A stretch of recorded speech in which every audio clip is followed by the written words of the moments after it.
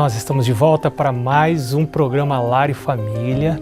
Este é um programa em que a Palavra de Deus é estudada. Tudo que nós conversamos aqui está baseado na Palavra de Deus, porque este é o critério de Deus para a nossa vida em família, para os nossos relacionamentos, para a nossa saúde e também é o caminho de Deus para a gente encontrar a vida eterna. Aliás, quando a gente busca a vida eterna, quando a gente busca relacionamento com o eterno, quando a gente busca encontrar a Deus, é que a gente acaba encontrando as outras coisas boas da vida. A gente acaba tendo influências positivas nos nossos relacionamentos, na nossa saúde, na nossa vida sexual, no nosso casamento, na criação dos nossos filhos. Tudo isso acaba se unindo positivamente e sendo facilitado na nossa vida quando a prioridade da vida da gente é buscar a vida eterna. Você lembra que Jesus disse em Mateus 6,33, buscai, pois, em primeiro lugar o reino de Deus e a sua justiça e todas as outras coisas vos serão acrescentadas. Então, se você está com a gente aqui no programa Lar e Família, é porque de alguma maneira Deus está preparando você. Deus está movendo você. Você não estaria aqui com a gente no programa Lar e Família por acaso. Há um propósito da parte de Deus na sua vida, um propósito para abençoar, um propósito para ajudar, porque Deus ama você, Deus não desistiu de você. Para Deus os seus problemas não são insolúveis. Ele pode ajudar você e Ele pode ajudar você a partir de agora. Sabe que a confiança em Deus é uma das coisas importantes para a nossa saúde, para a nossa longevidade. São um dos elementos importantes do estilo de vida que afetam nossa saúde e nossa longevidade. Este é um dos temas deste livro aqui. Este é um livro com muitos dados científicos, analisando vários aspectos da vida, aspectos práticos da vida, aspectos biológicos da vida que vão influenciar na nossa longevidade e na nossa saúde. Hoje, muitas pessoas estão sofrendo por causa de doenças não transmissíveis, ou seja, doenças que são adquiridas por causa de escolhas pessoais, de estilo de vida, de rotinas que algumas a gente acaba adotando, outras a gente já recebeu da casa, da gente lá dos pais. Então por isso que a saúde dentro de uma casa é algo muito importante. Não é pequena coisa, os hábitos e as rotinas, pequenas coisas podem produzir grandes resultados em uma casa. Por exemplo, um grande legado que os pais podem passar para os filhos é quanto ao horário de dormir, o tempo de dormir. Dormir é como comer. Tem gente muito preocupada em dar comida para os filhos, até dar comida demais, e dar comida que não presta, dar comida lixo, né? Em inglês se diz trash food, comida que não é saudável, comida que é diversão. Escuta, gente, comida não é diversão. Comida precisa ser nutrição. Comida não é para destruir a vida. Comida tem que ser para sustentar a vida. Isso precisa ser um princípio de uma casa. Na nossa casa, na casa dos filhos da vida, dos filhos de Deus, só deve entrar comida que seja do bem, não a comida do mal, a comida do bem, só o que faz bem, só o que é saudável. Então, na casa de um filho de Deus, as frituras gradualmente, estou dando um exemplo apenas, as frituras gradualmente vão ficar de fora, até que por fim elas não mais vão estar ali. E você, em vez de ficar pensando no que tirar, você pense no que colocar, que tipo de comida saudável eu vou pôr na mesa dos meus filhos. Então, você vai começar a privilegiar as frutas e as verduras, as frutas pela manhã, os integrais, né? Pão integral, no almoço arroz integral. Tudo isso são fatores de saúde. E este livro que você provavelmente já tenha recebido de graça, se não recebeu, vai receber, ou pode receber. E eu até queria dizer para você como você faz para receber.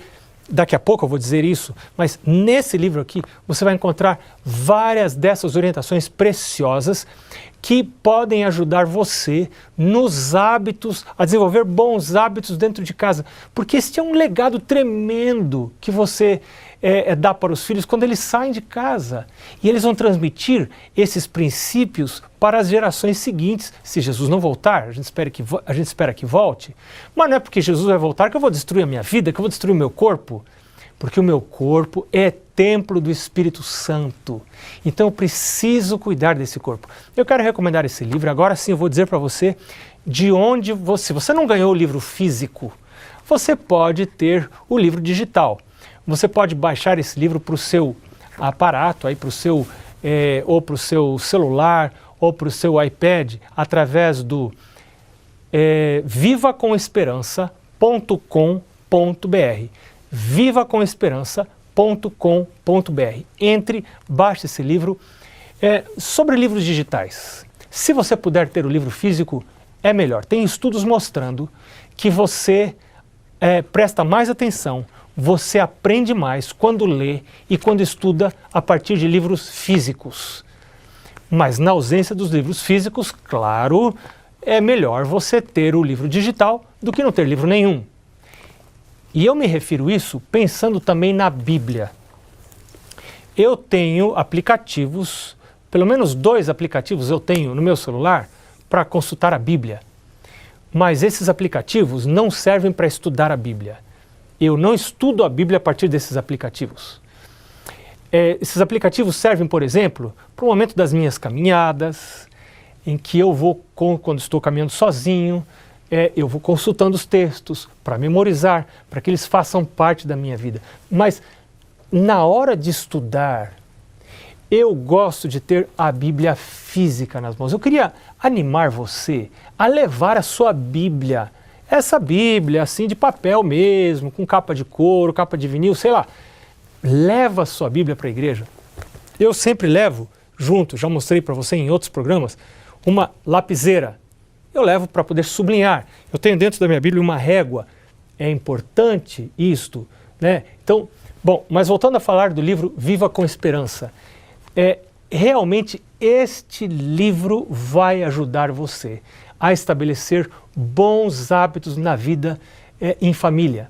Porque isto é um legado que você dá para os seus filhos. Quando os filhos sabem usar o corpo com sabedoria, quando eles aprendem que a razão deve sobrepujar as emoções, a sensualidade, né? Lembra que sensual é a pessoa que é regida pelos sentidos. Então, quando o seu filho, sua filha, aprende que a razão deve sobrepujar a sensualidade, que a razão deve dominar sobre os impulsos, a razão santificada pela palavra de Deus, então, e só então, eles podem fazer do seu corpo um templo do Espírito Santo. Agora, por outro lado, como nós estivemos estudando em programas anteriores, no contexto de Romanos capítulo 1, nós vemos que quando uma pessoa se afasta de Deus, nega Deus, não quer saber de Deus, nega a criação, algumas coisas passam a acontecer. Paulo diz, por exemplo, no verso 24 de Romanos 1, desenvolve a sensualidade. É o primado dos sentidos, das sensações sobre a razão. Então eu já não faço mais o que é correto, eu faço o que eu quero, o que eu gosto, não importa as consequências. E aí tem pessoas que estão se dobrando de beber ou de usar drogas, estão acabando com a sua vida, ou comendo o que não deve, acabando com a vida, por causa da sensualidade. Quer dizer, os meus sentidos, as minhas inclinações estão tomando o controle da minha vida. Não é Deus, não é o Espírito Santo, não é a palavra de Deus que serve de critério, mas a minha própria cabeça está me levando a perder, está acabando com a minha vida. Mas Deus pode ajudar estas pessoas. Paulo diz aqui agora, a partir do verso 26, que uma outra consequência para o afastamento de Deus é a adoção de um estilo não natural de sexualidade. Paulo fala das mulheres, que ele diz ali, né, nós já vimos várias vezes, que abandonaram o modo natural das relações íntimas por outro contrário à natureza. Paulo fala dos homens, que também do mesmo modo, semelhantemente, deixando o contato natural de homens com homens, eles se inflamaram uns pelos outros, mutuamente em sua sensualidade, cometendo torpeza homens com homens. Paulo aqui está falando da homossexualidade, Paulo está falando do lesbianismo. Paulo está falando isso de maneira muito clara, não tem como negar, não há como negar isto. Isto aqui é a palavra de Deus, isso aqui não é a minha opinião, isso aqui não é a opinião de uma igreja, é a opinião da palavra de Deus. Se eu aceito que Deus existe, isso aqui vale para mim. Se eu não aceito que Deus existe, se eu não creio que Deus criou o mundo, isso aqui não vale para mim. Eu não quero saber disto, mas eu vou sofrer as consequências disto. Paulo diz que agora tem um terceiro passo, uma terceira coisa que acontece quando a pessoa se afasta de Deus. E isto está aqui apresentado a partir dos versos 28. Veja que Paulo sempre utiliza a frase Deus os entregou. Tanto no primeiro aspecto, na primeira característica, na segunda característica e agora na terceira característica daqueles que se afastam de Deus, Paulo diz assim, e por haverem desprezado o conhecimento de Deus. Estou lendo Romanos capítulo 1, verso 28. Está aí com a sua Bíblia? Está aberta aí? Se não está, dá uma corridinha, pega lá a sua Bíblia, se é possível, e uma lapiseira para você sublinhar estas coisas, para você poder encontrar depois. Então, Paulo diz aqui, por haverem desprezado o conhecimento de Deus, o próprio Deus os entregou a uma disposição mental reprovável para praticarem coisas inconvenientes.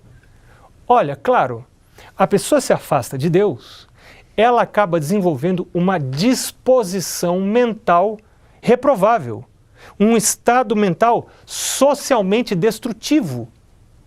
Quando a gente se afasta de Deus, a gente começa a ter problemas no nosso convívio social e a gente acaba desenvolvendo um estado mental socialmente destrutivo. Isso vai ter consequências na minha criação dos filhos. Talvez os meus filhos não sejam tão maus assim quanto eu pense. Talvez o meu cônjuge não seja assim tão mau quanto eu pense. Talvez, apesar de eu estar na igreja, eu estou afastado de Deus. Não é porque eu estou na igreja que eu sou de Deus. Não é porque eu estou na igreja que eu sou do bem. Ser de Deus é outra coisa. Quando eu abandono a Deus, mesmo estando na igreja, eu acabo desenvolvendo um estado mental socialmente destrutivo. Você quer saber as características desse estado mental socialmente destrutivo? Então, a gente volta já para falar sobre esse assunto logo depois do intervalo. Espera aí e a gente já está de volta.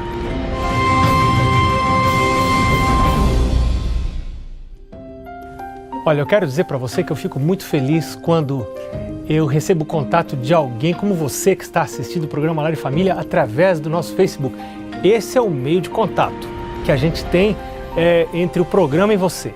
Então, acesse ao nosso Facebook, curta o nosso Facebook para você poder receber as atualizações diárias, as mensagens diárias e também compartilhe essas mensagens, porque dessa maneira você ajuda na pregação do Evangelho, você se torna um instrumento de Deus para transmitir as boas novas da salvação.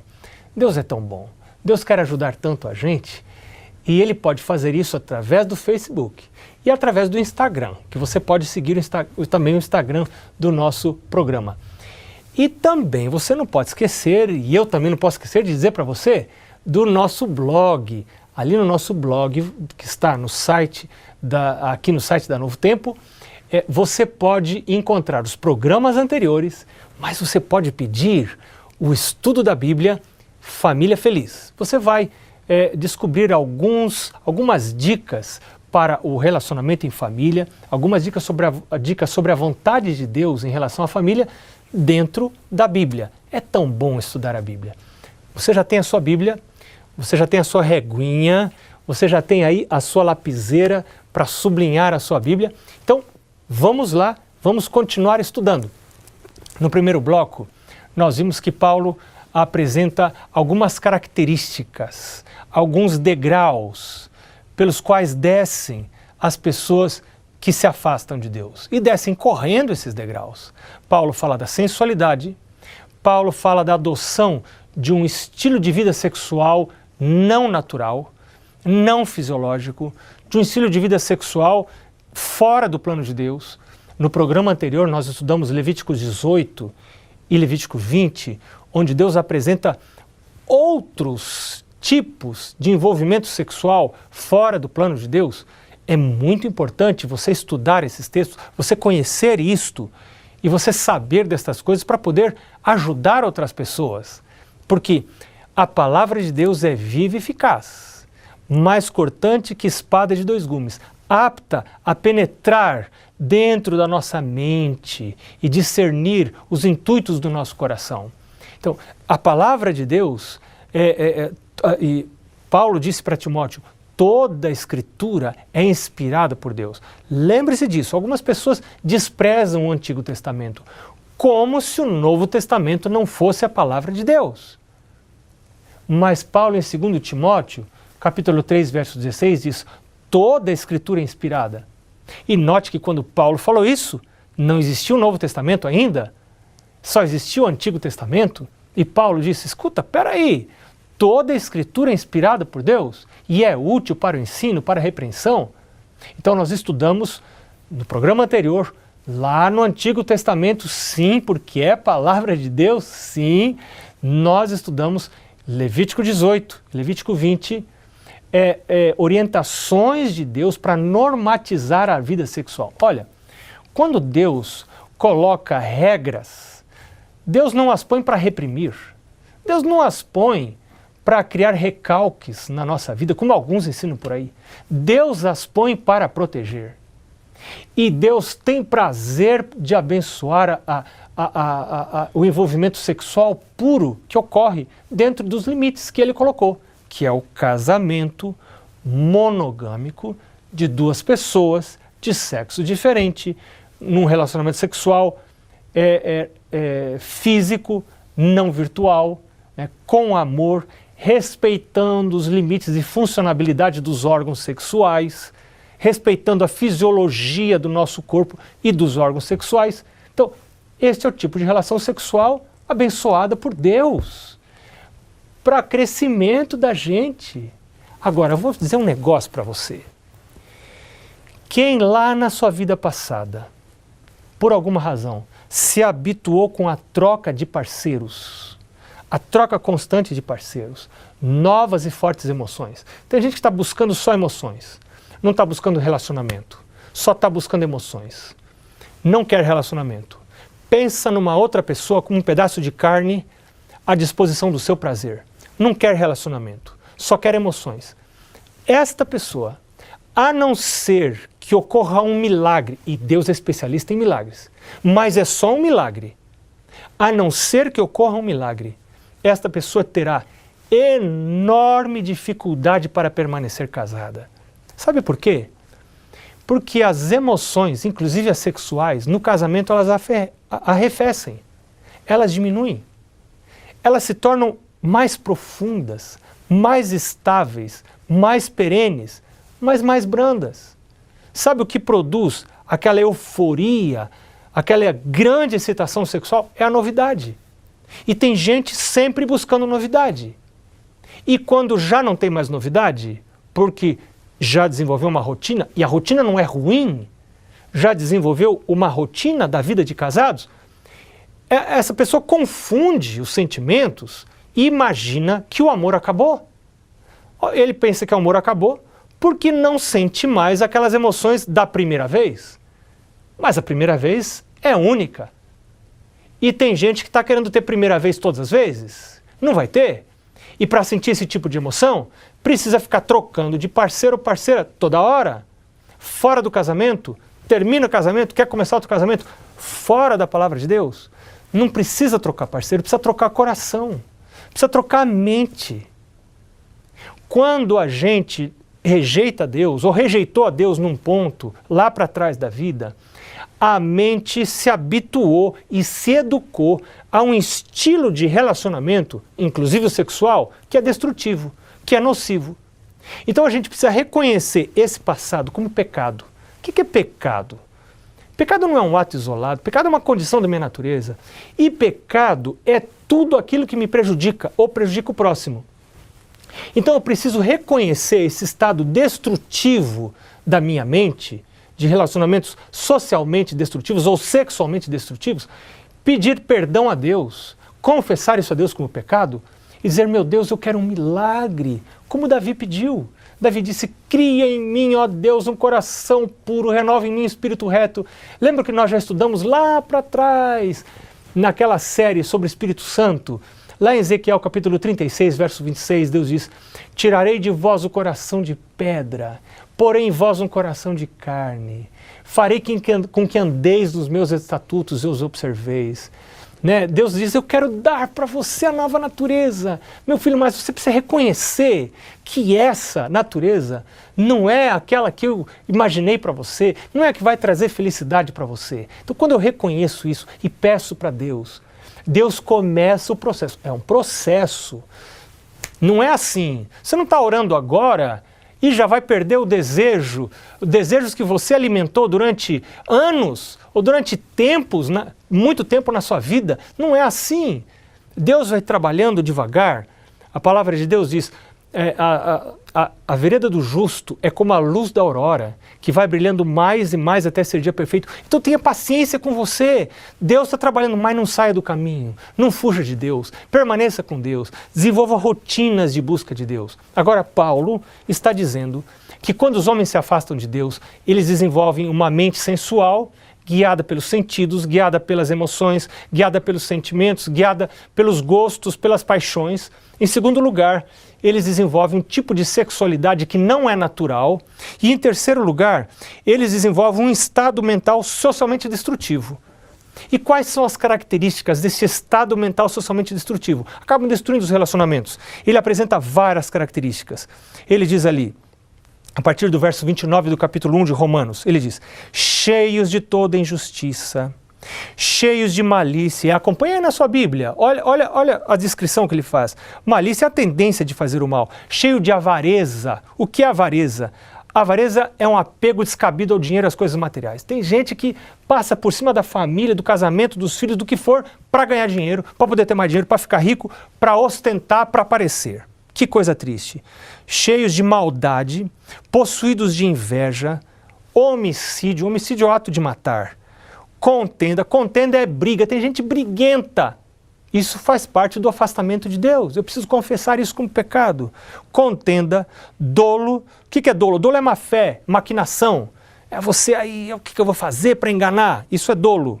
Malignidade. Sendo difamadores. Difamadores é você falar mal de uma outra pessoa. Caluniadores. Calúnia não é só você falar mal. Calúnia é você falar falsidades. Você fazer afirmações falsas sobre outra pessoa. Caluniadores, aborrecidos de Deus. Insolentes. Insolência é irreverência. Irreverentes em relação a Deus. Soberbos. A soberba é orgulho. Você já conheceu pessoa metida? Isso é soberba. Soberbos, presunçosos. O que é um presunçoso? Presunçoso é quem se acha. Está meio parecido com o soberbo, né? A soberba com a presunção, elas acho que são meio irmãs, são primas irmãs. Inventores de males, desobedientes aos pais, tudo isso é resultado de afastamento de Deus. Verso 31. Insensatos, sem senso, sem bom senso, presunçosos, presunçosos já vimos, no verso 30, estamos no 31, pérfidos. Pérfida é uma pessoa desleal que falta a palavra. Ela dá a palavra para você, mas ela não cumpre. Você não pode confiar. Uma pessoa pérfida é uma pessoa indigna de confiança. Ela falta a palavra, ela dá a palavra, mas a palavra dela não vale nada. Tem pais que são pérfidos. Prometem disciplina para os filhos, mas não cumprem. Que tipo de filhos vão ter esses pais pérfidos, que faltam a sua palavra? Sem afeição natural.